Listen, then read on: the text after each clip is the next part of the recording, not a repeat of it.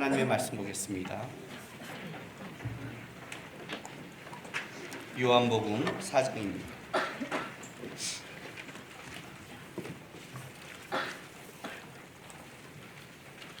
요한복음 4장 27절에서 42절까지 말씀 한 절씩 교독하겠습니다.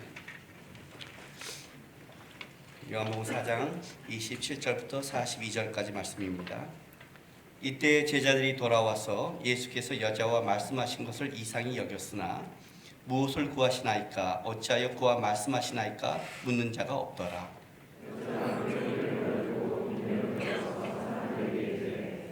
내가 행한 모든 일을 내게 말한 사람을 와서 보라. 이는 그리스도가 아니냐 하니 그 사이에 제자들이 청하여 이르되 랍비여 잡수소서.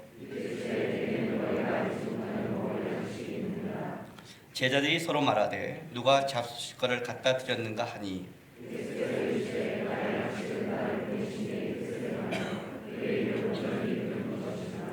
너희는 넉 달이 지나야 추수할 때가 이르겠다 하지 아니하느냐.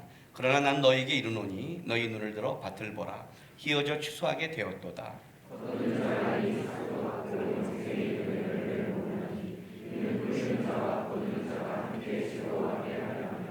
그런즉 한 사람이 심고 다른 사람이 거둔다 하는 말이 옳도다.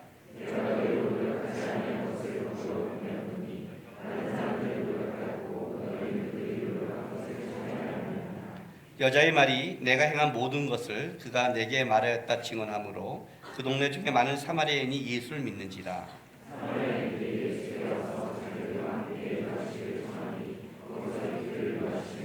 예수의 말씀으로 말미암아 믿는 자가 더 많아.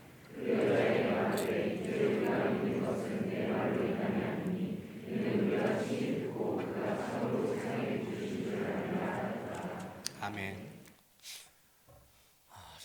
지난주에 신앙은 방향성이 중요하다고 그랬습니다. 왜 이 방향이 중요하냐면 살다 보가 우리가 그 방향만 분명하면 여러분이 내가 살면서 이거 실수한 거야, 잘못한 거야, 하나님 앞에 멀어진 거야 이런 염려들이 실제는 크게 문제가 되지 않습니다. 왜냐하면 방향이 분명하면 멀어져도 다시 돌아올 수 있기 때문입니다. 오히려 멀어질수록 어떻게 돼요? 두렵죠. 그런 경험 해봤죠? 이게 막 자기 마음대로 나가다 보면 어느 날 등골이 섬뜩할 때 있죠. 그건 이제 알고 있는 거예요. 그러니까 방향이 분명하면 내가 신앙이 틀어져도 이렇게 맞출 수 있어요. 많이 틀어져도 맞출 수가 있어요. 많이 틀어져도 갈 곳이 분명하니까. 그런데 신앙이 방향이 분명하지 않으면 어떤 일이 벌어지냐면 지금은 작게 틀어졌는지 모르지만 이것이 점점 커져요.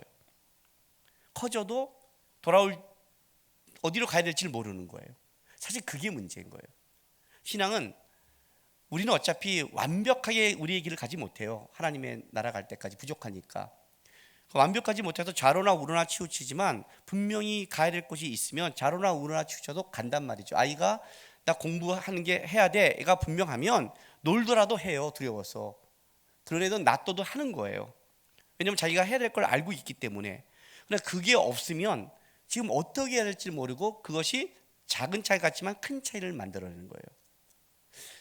올 한해 여러분이 2017년을 살아가면서 또 아니면 여러분 인생을 살아가면서 모든 사람은 나름대로의 자기의 계획을 갖습니다. 이런 삶을 살고 싶어 저런 삶을 싶고 이렇게 계획을 갖습니다.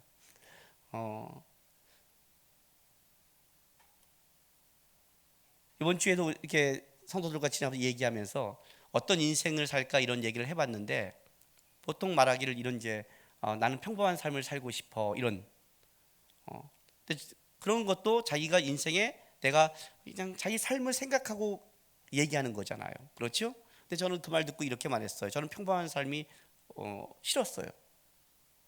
왜냐하면 그 평범하다는 말은 제 안에서 뭐냐면 제때 중학교, 고등학교, 대학교 가서 그리고 졸업하고 그리고 직장 가고 결혼하고 애 낳고 먹고 살고 뭐 이런 거 그게 평범한 거잖아요.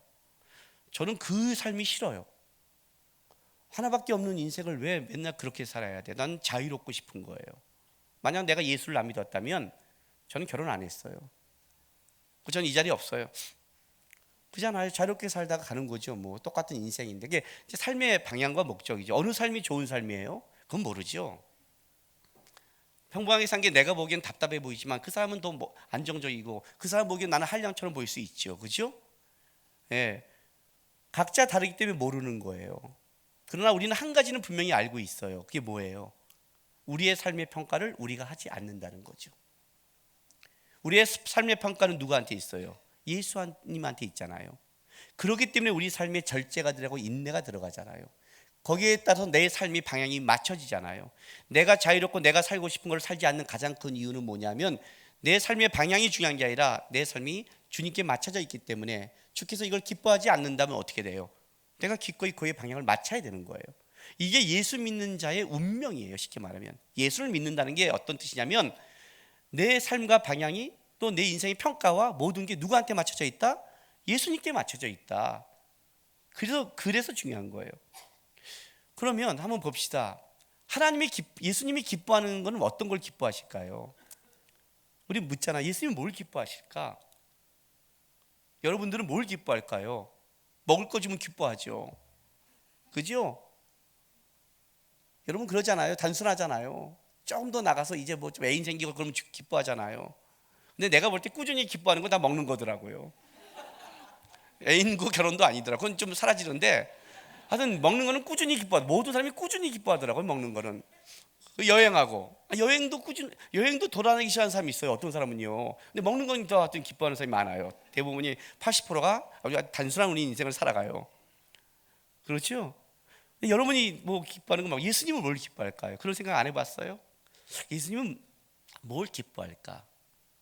그리고 예수를 믿는 자의 기쁨은 어떤 것일까? 결혼을 했고 직장을 갖고 뭐 원하는 어떤 뭐 내가 원하는 것에 됐고 그런 것이 예수 믿는 자의 기쁨일까? 뭘까? 요한복음 4장에 보면 예수님께서 수가성의 여인을 만나면서 예수님이 오신 목적과 삶을 쭉 얘기합니다.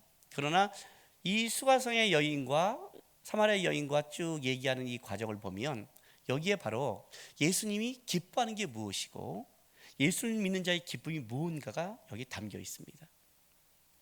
여러분 요한복음의 이 여인과의 만남을 그냥 우리가 너무 그 물이란 주제 속에 남편이란 주제 속에 예배란 주제 속에 점령해서 예수 믿고 가서 사마리아를 구원했다는 그런 도식으로 보지 말고 중간에 예수님을 만난 이 여인의 삶 앞과 뒤를 한번 좀 우리가 봤으면 좋겠습니다.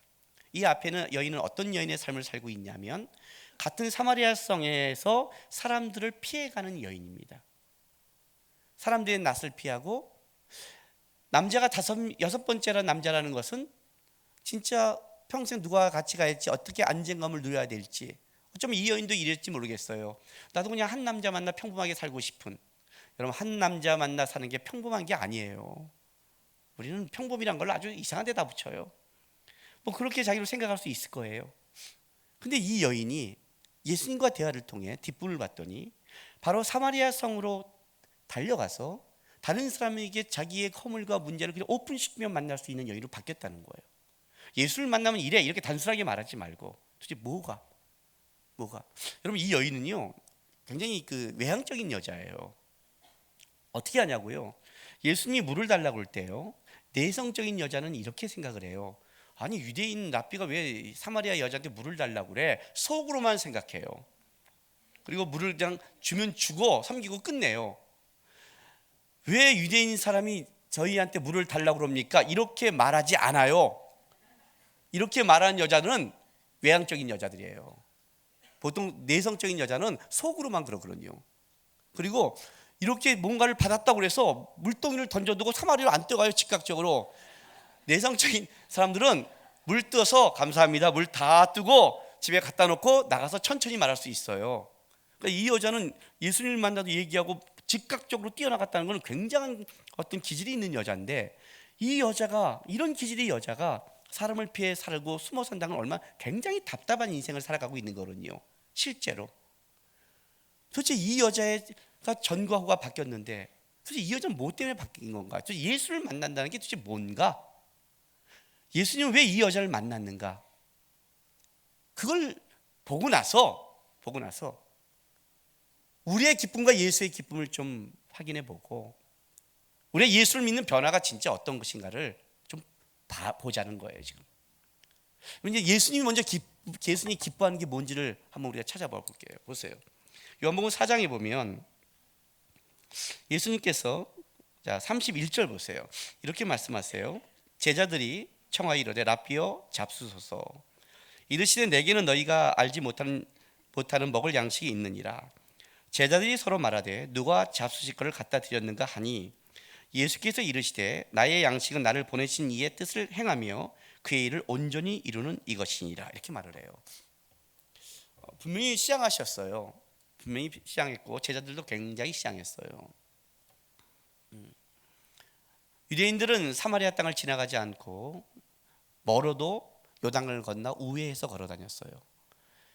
이 땅을 지나갈 수밖에 없는 상황이라면 빨리 지나갔지 머물지 않아요.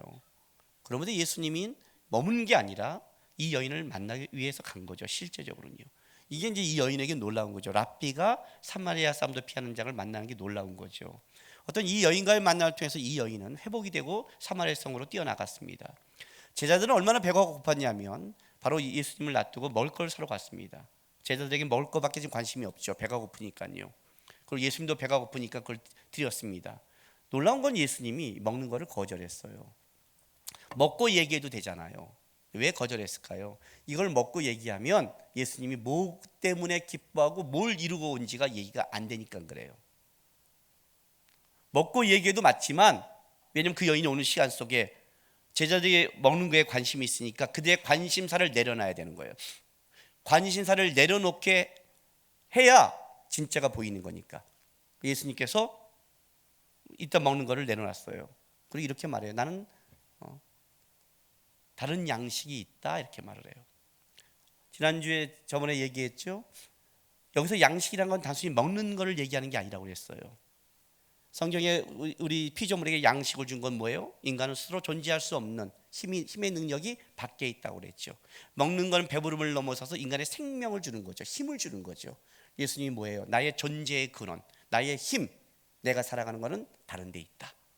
너희는 먹는 걸 통해 육을 기쁨을 받는다면 나는 다른 기쁨, 다른 힘, 그것이 있다라고 얘기하는 거예요. 이게 예수님이죠. 그게 뭐냐고 물었더니 제자들은 이 말귀를 못 알아듣는 거예요. 먹을 걸 갖다 줬어 했는데 예수님께서 이렇게 말하죠. 34절에 나의 양식은 나를 보내신 이의 뜻을 행하며 그의 일을 온전히 이루는 이것이라. 그러니까 예수님의 양식이 뭐예요? 예수님을 배부르게 하고 예수님을 기쁘게 하고 예수님을 살아가게 하는 존재의 근원이 뭐예요? 하나님의 뜻을 온전히 이루는 것이에요.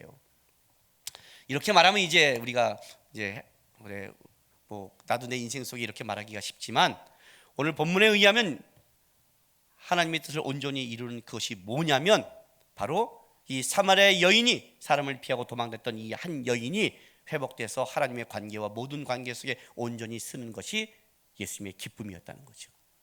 그것 때문에 왔고요. 그분이 십자가를 지고 이 땅에 살아간 것도 어떤 거냐면 한 사람 한 사람이 죄 가운데 회복되고 온전히 쓰고 그 기쁨 가운데 살아갈 수 있도록 원해서 왔다는 거예요. 이해가 되세요? 하나님께 기도할 때 이런 기도 하지 마세요. 주님, 내가 큰일 하기 원합니다. 하나님, 내가 세상을 바꾸기 원합니다. 쓰잘데기 없는 기도하지 마세요. 예수님의 기쁨이 뭔지 아세요? 예수님의 큰일이 뭔지 아세요? 이 사마리아 여인이 온전히 하나님께 변화되는 거였어요. 그게 예수님이 큰 거예요. 다른 말 할게요. 큰 일을 행하는 여러분을 기뻐한 게 아니라 여러분이 하나님께 변화된 것이 기뻐하시는 거예요. 이해가 돼요?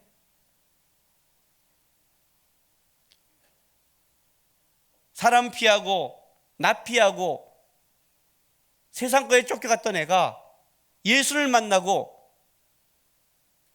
예수 앞에 서고 이제 예수 앞에 살아갈 수 있는 인생, 세상을 담대하게 그걸 기뻐하시는 거예요. 그걸 보고 예수님께서 배부르다는 거예요. 배부르다. 오늘 여기에 4장 40절 보세요. 사마리아인들이 예수께 와서 자기들과 함께 유하시기를 청하니 거기서 이틀을 유하심에 이건 기가 막힌 거예요. 유대인 랍비가 사마리아 사람들과 이틀을 유하시면서 그의 집에 거한다는 것은 이건 놀라운 사건이에요. 예수님이 아예 마음 먹고 가신 거예요. 유대를 떠나 사마리아 땅에 마음 먹고 가신 거예요. 예수의 말씀으로 말미암아 믿는 자가 더욱 많아 그 여인에게 말하되 이제 우리가 믿는 것은 내 말로 인함이 아니니 이는 우리가 친히 듣고 그가 참으로 세상의 구주를 알미라. 안다. 그냥 아는 게 아니라 사귀어 안다. 밀접한 관계에서 안다. 경험적으로 안다는 안다는 거예요. 이것 때문에 오신 거예요. 이 사마리아 사람들이 이 여인을 통해서 알고 변화되고 그 안에서의 살아갈 수 있는 거, 이게 예수님의 기쁨이에요. 여러분이 하루하루 주님 앞에 잘하고 주의 마음을 품으면 그게 예수님의 기쁨이에요. 뭔가를 해서가 아니라. 이해가 되세요? 첫 번째 신앙은 여러분들의 속사람에 관심을 가지세요. 2016년 한 해 지나고 17년 한 해 지나갈 때 난 예수 안에서 얼마나 주님 앞에 이 안에 자라고 변화가 있는가. 여러분이 잘하는 걸 기뻐하시는 거예요. 실제로 예수를 믿는 그 기쁨이 또 뭔지 아세요? 이 사마리아 여인을 통해서 또 하나 드러나는 거예요. 그 변화가 뭔가 이제 그건 사마리아 여인을 통해서 얘기하는 거예요. 보세요. 이 여인을 보세요. 27절. 이때 제자들이 돌아와서 예수께서 여자와 말씀하신 걸 이상히 여겼으나 무엇을 구하는 시나이까 어찌하여 구하 말씀하시나이까 묻는 자가 없더라. 여자가 물동이를 버려두고 동네로 들어가서 사람들에게 이르되 내가 행한 모든 일을 내게 말하는 사람을 와서 보라. 이는 그리스도가 아니냐 하니 그들이 동네에서 나와 예수께 오더라. 자, 이거 재밌는 얘기인데요. 이 여인이 뛰어가서 사마리아 사람들한테 이렇게 말을 해요. 내가 한 일을 아는 사람이 왔다. 와서 보라 그래요. 도대체 이 여자가 행한 일이 뭐길래 사람들이 왔을까요? 진짜 그것 때문에 왔을까요? 야, 점쟁이가 왔어 그랬을까요? 단순하게 이것 때문일까요? 아니에요. 39절 가세요. 자, 여자의 말이 이제 여자가 계속 말하는 거예요. 내가 행한 모든 것을 그가 내게 말하였다 증언하므로 그 동네 중에 많은 사마리아인이 예수를 믿었어요. 그렇죠? 내가 전에 남자 5이고 지금도 있는 것을 아는 사람이 왔어. 와, 그래? 믿고 구대주를 믿을까요? 아니에요. 나중에 와서 이렇게 말해요. 뒤에 가서 이제 우리가 믿는 건 네 말로 인함이 아니라 우리가 직접 경험하고 안다는 거죠. 그렇게 말하죠. 그럼 이 여인의 뭔가를 봤기 때문에 지금 온 거란 말이에요. 쉽게 말하면 단순히 그게 아니라. 근데 여기 39절에 증언함으로 하는 말이 이런 뜻을 가지고 있어요. 그 여인이 계속해서 증거하는 말 때문에 그래요. 그 여인이 계속해서 증거하는 말 때문에. 그러니까 이 여자가 가서 계속해서 얘기하는 거예요. 바로 이 사람들을 피해서 난 12시에 사람을 피해 지금 우물가에 와서 몰래 물을 들어간 여자 아니에요. 그죠? 그 여자가 물동이를 들고 와서 얘기하는데 그냥 단순하게 자기 얘기가 아니라 이 여자가 계속 얘기한다는 건 뭐예요? 이 여자의 모습에 변화된 게 있다는 거죠. 그걸 본 거죠. 단순하게 이 여인의 그 문제를 얘기한 걸 넘어서서 도대체 뭐가 얘를 이렇게 만들어갔냐가 중요하잖아요. 여기 이 증거라는 것은 이 헬라어의 증거라는 이 단어에서 뭐가 파생되어 나오냐면 영어에 순교자가 나오는 거예요. 순교자는 뭐냐면 생명을 다해 죽고 천국 간다가 아니라 증거하는 자예요. 왜 순교가 신앙의 꽃이냐면 생명을 바꾸더라도 증거할 만한 것이기 때문이에요. 이해가 되세요? 그래서 순교가 꽃이라는 거예요. 사람에게 이 세상 사람의 가장 중요한 건 뭐예요? 생명이잖아요. 돈이 아무리 중요해도 돈과 생명 바꾸려면 어떻게 돼요? 안 바꾸죠. 그런데 내가 예수를 만난 증거와 생명을 바꾸겠다는 거예요. 그게 순교예요. 목숨을 걸어 증거하겠다는 거예요.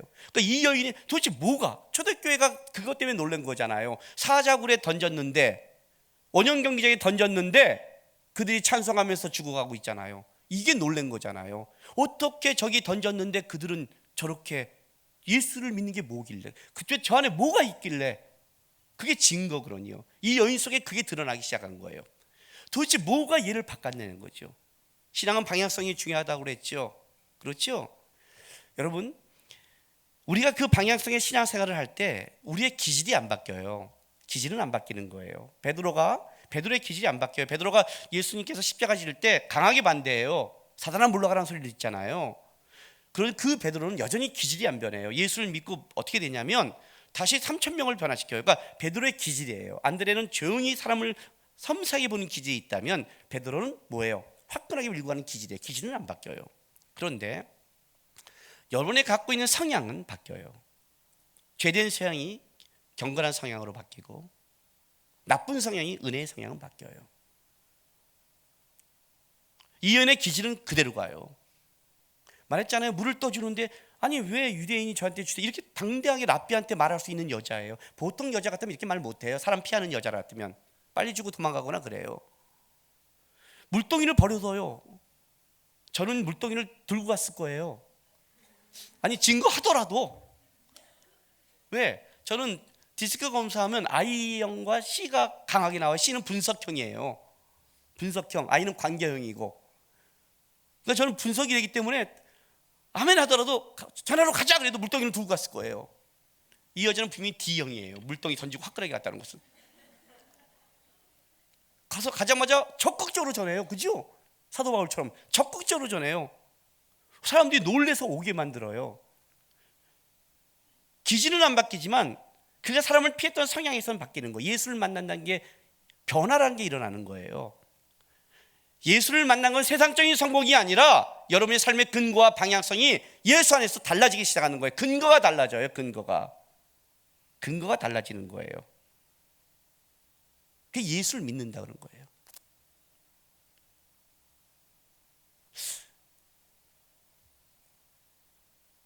예수 믿으십니까?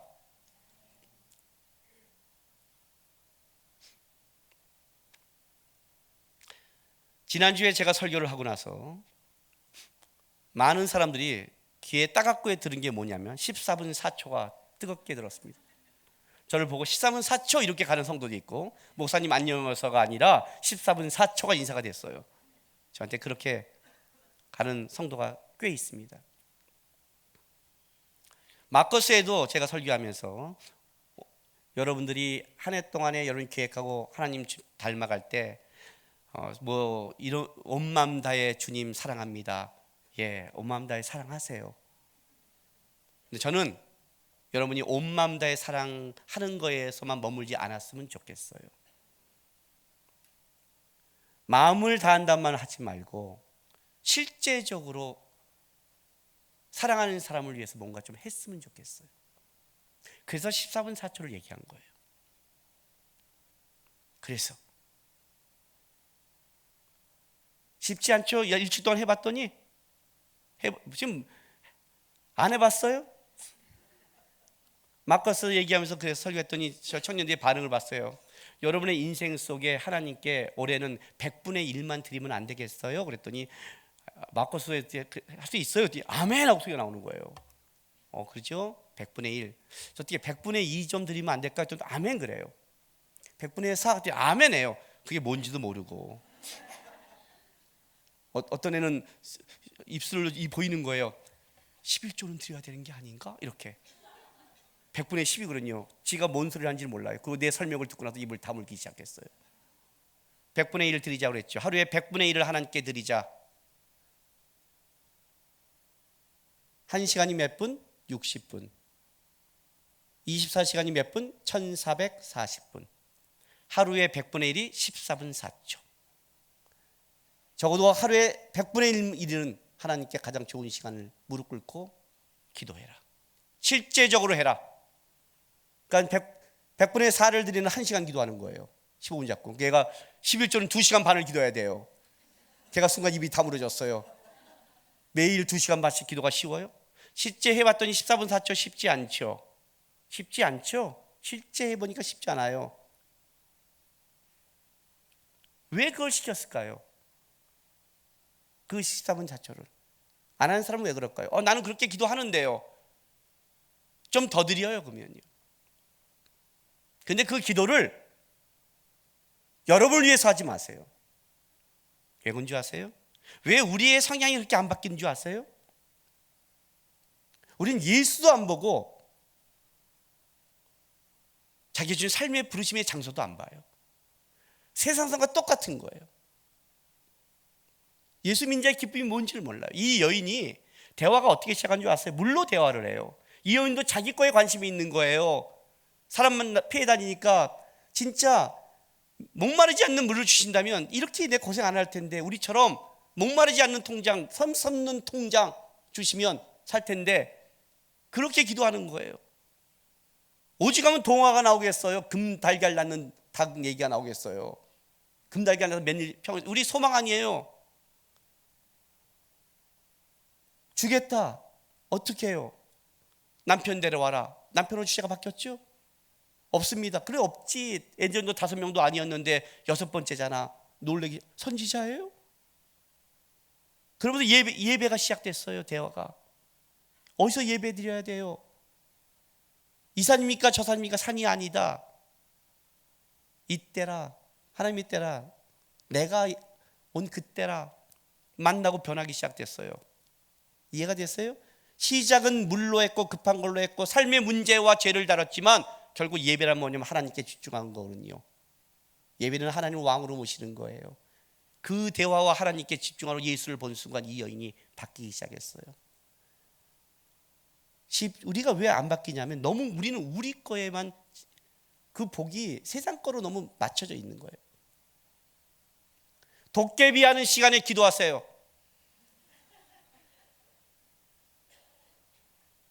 다음 주에 제가 죽여버릴 거예요. 오늘 점심시간에 알았어요. 대화가 전생과 환생과 도깨비 얘기로. 왜? 공유가 그렇게 좋으세요? 귀신을 공유하고 싶으세요? 모두? 기가 막힌, 저는 요즘 안 보거든요 그런 거. 도깨비는 딱 2번만 보면 알지 않아요? 보지 않아야 될 것이라는 것을 모르세요? 그것도 못 끊으세요? 목사님 그거 본다고 뭐 될까요? 그거 본다고 될까요? 그따위 말할 정도면, 그렇게 작은 거라면 목사한테 깐죽거리지 마세요. 중요한 거면 내 앞에서 얘기해. 그 작은 것도 목사님한테 그거 꼭 그래야 되고 따지고 들어요? 그거 신앙이라고 그래?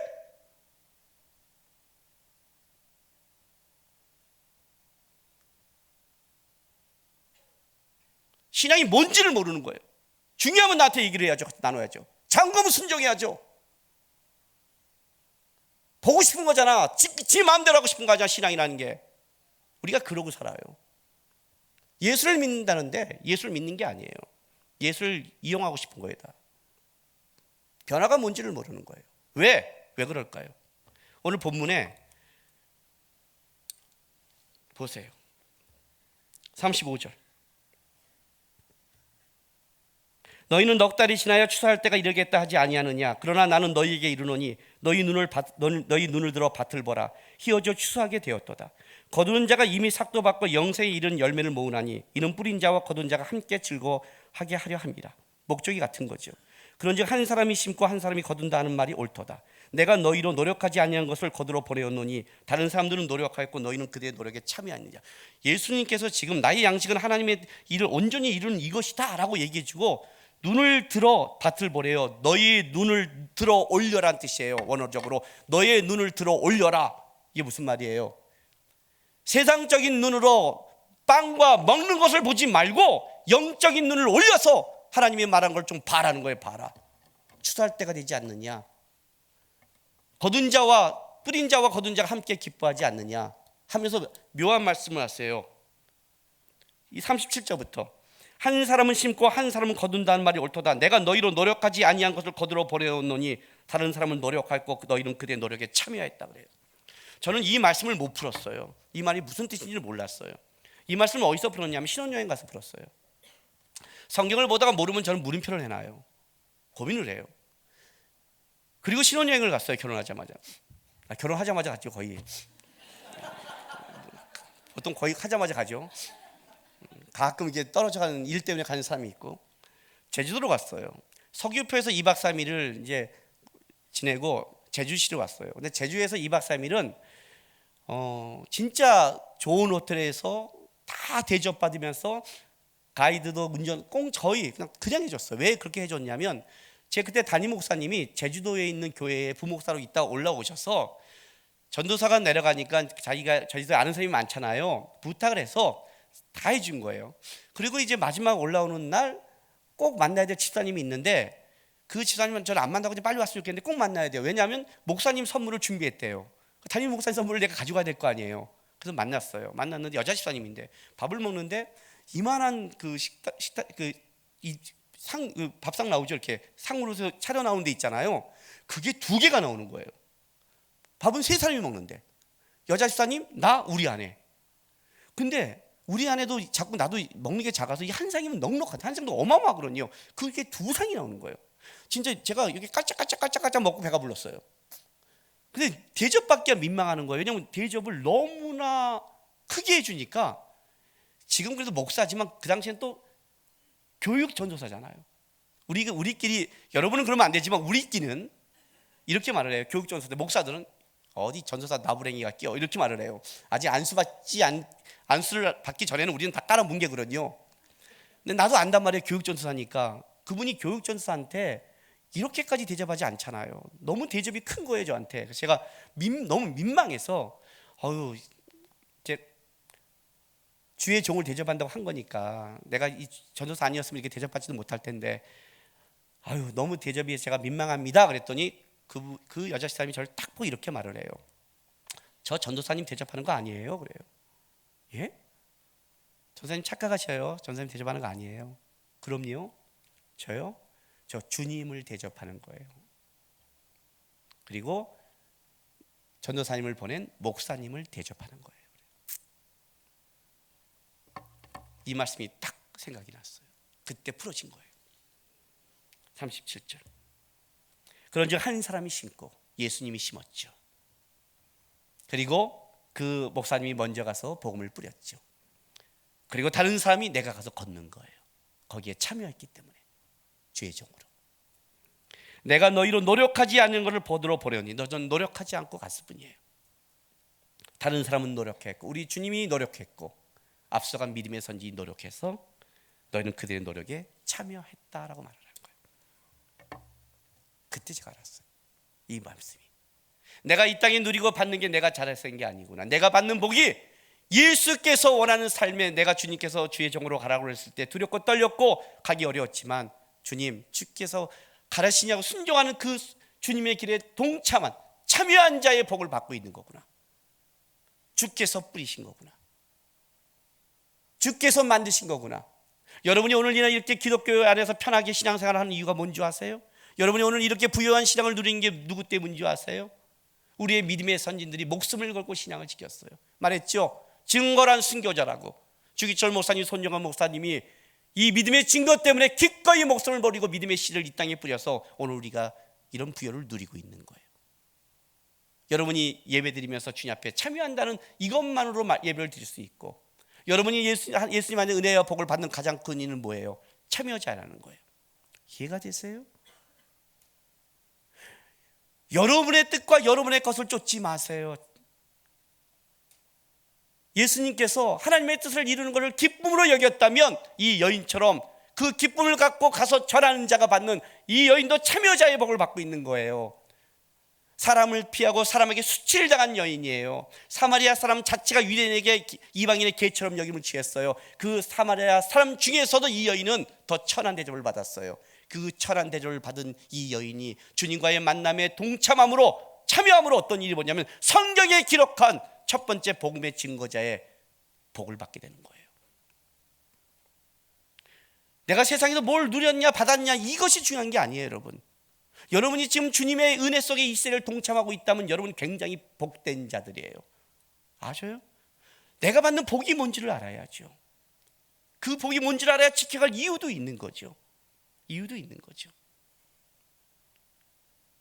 문제는 뭐냐면 오늘 우리 시대는 그 복만 누리고 있다는 거예요. 예수님이 뿌렸고 믿음의 선진들이 뿌렸기 때문에 우리가 그 복을 받고 있다면 여러분 참여하면서 여러분도 뿌린 자가 돼야 돼요. 이 여인처럼 사마리아 성에 가서 뿌린 자의 복을 받잖아요. 주님이 기다리고 있잖아요. 사마리아 사람이 올 때까지 이틀이나 유하시잖아요. 오늘 이 시대는 뿌리지 않아요. 믿음의 씨를 뿌릴 생각을 안 해요. 뭘 많은 얘기한 줄 아세요? 어떻게 편하게 살고 어떻게 내 신앙에 즐겁게 살 것만 얘기하고 있는 거예요. 부산여행 같은 거 보지 말라고 그랬죠. 이상하게 내가 지금 공유 나온 것만 이상하게 됐어요. 제가 보지 말랬죠. 좀비 영화에 헌금하지 말라고 그랬죠. 좀비 영화에. 도깨비가 드라마라고 생각하세요? 영적 전투는 배웠나요? 귀신의 영적 전투의 가장 두 가지 방법. 하나는 무섭게 함으로 귀신이 얼마나 두려운 존재를 갖춰준다. 두 번째, 친숙하게 함으로 귀신이 아무것도 아닌 우리와 같은 존재를 갖춰준다. 그 도깨비가 무섭지 않고 친숙하다면서요.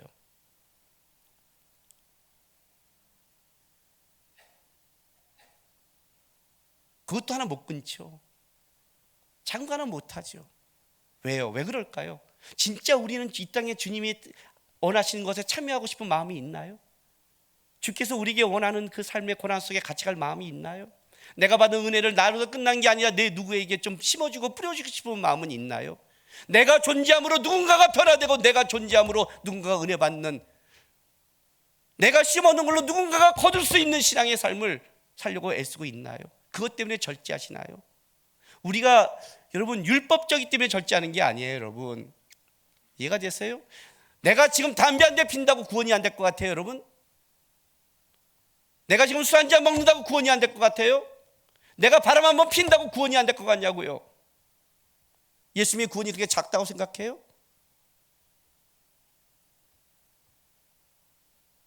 신앙에 그런 문제가 아니에요. 그걸 율법이라고 말하면 안 돼요. 나를 통해 다른 사람들이 나쁜 영향력이 아니라 좋은 믿음의 씨를 뿌려놔야 그가 먹는 거죠. 2017년 되면서 우리 사람들이 이런 얘기를 했어요. 지금은 우리 아이들이 나 때문에 이렇게 누리고 있지만 이 다음에 얘네가 그 길을 잘 가서 우리 아이들을 통해서 다른 사람이 복을 받고 다른 사람이 좀 누렸으면 좋겠다고 그랬어요. 왜요? 그리고 하나님이 아주 그냥 엊그저께 통화했어요. 그랬더니 하나님이 내 기도를 아셨는지 하람이를 고난 가운데 집어넣었어요. 하준이가 전화했더니 하준이가 있는데 하준이도 드디어 고민 가운데 들어가기 시작했어요. 그래서 제가 이렇게 대답해 줬어요. 하준아, 아빠가 너에게 도와줄 게 아무것도 없다고 했어요. 기도밖에. 이제는 네가 하나님 앞에 기도하고 가라 그랬어요. 그러나 한 가지만 기억해라. 20대에는 아무것도 보이지 않는다. 20대 보이는 건 거짓말이다.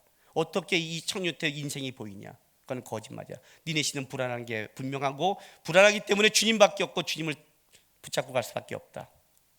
단 지금까지 네가 누린 거는 아빠의 실력으로 누린 거지 네 실력 아니다. 하나님 잘 기도하고 따라가서 아빠의 실력으로 누린 다음에 너를 통해 다른 사람이 아무것도 누리지 못하고 네 자식들은 고생하는 자가 아니라 너를 통해서 이 다음에 누군가가 좀 쉼과 안식을 얻는 그늘을 주는 사람으로 자라라. 뭘 잡고 뭘 먹고 살고 그걸 고생도 해야 되지만 너라는 존재가 한 사람이라도 좀 그늘이 되고 도울 수 있는, 다른 사람이 시험하는 존재가 아니라 예수 믿는 자의 아름다움을 좀 했으면 좋겠다 그랬어요. 기도하고 싸우라고 했어요. 방법이 없어요. 저도 도와줄 게 없어요. 이제는요. 우리 인생에 보이는 게 뭐가 있어요? 인생에 여러분 지금 난 내 인생에 보여요. 안정이 돼요. 그거 다 세상적인 거예요. 헛소리 좀 하지 마세요. 안 보여요.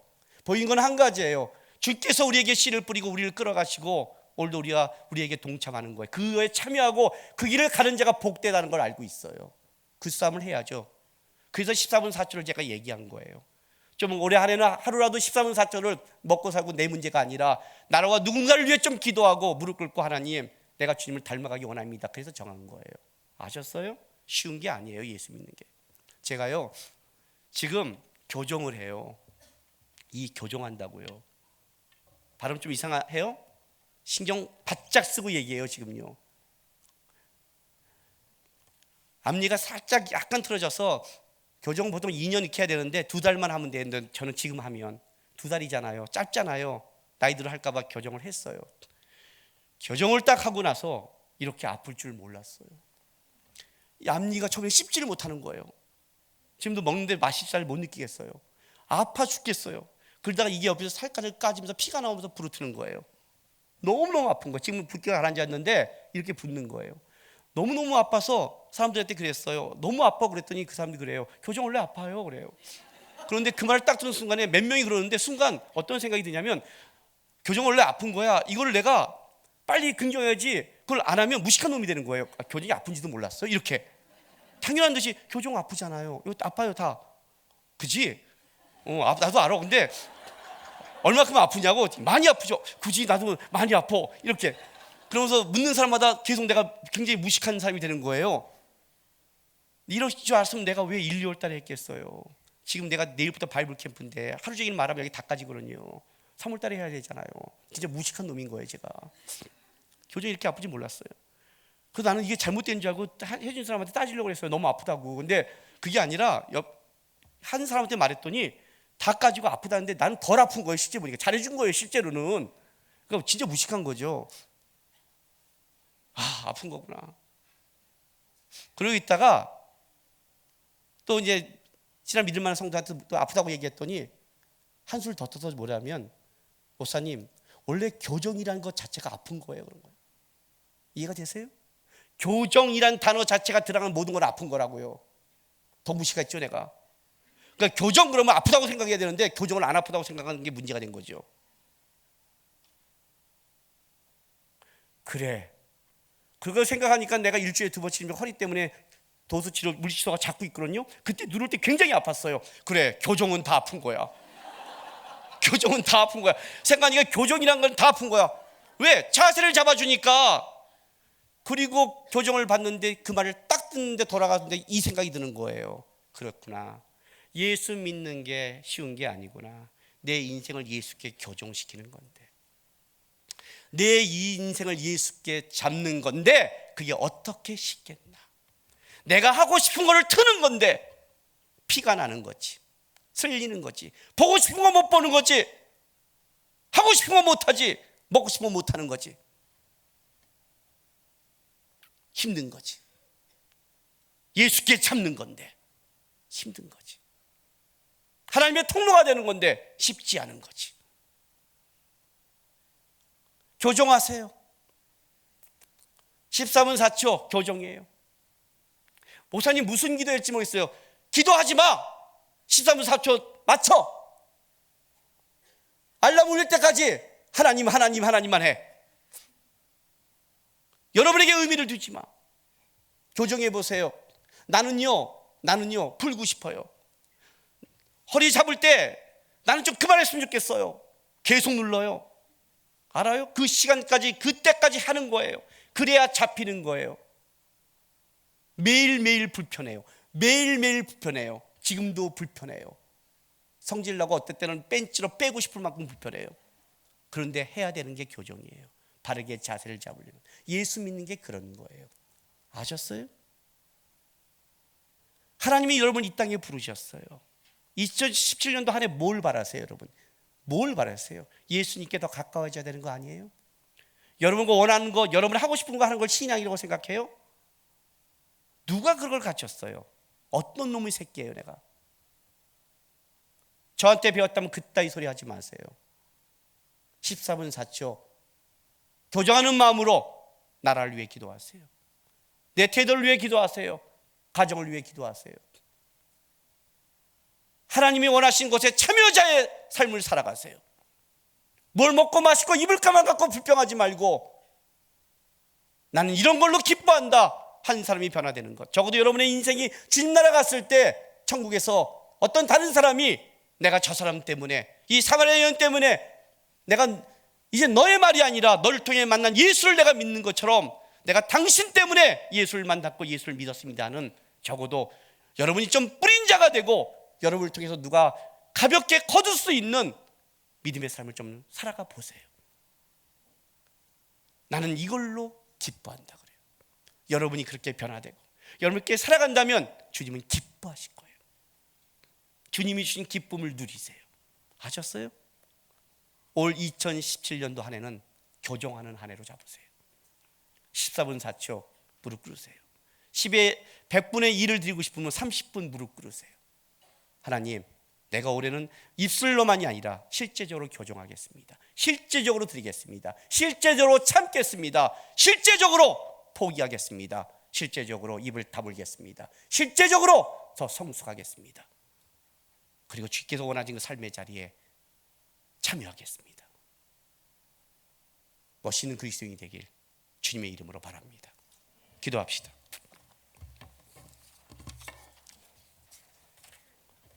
하나님,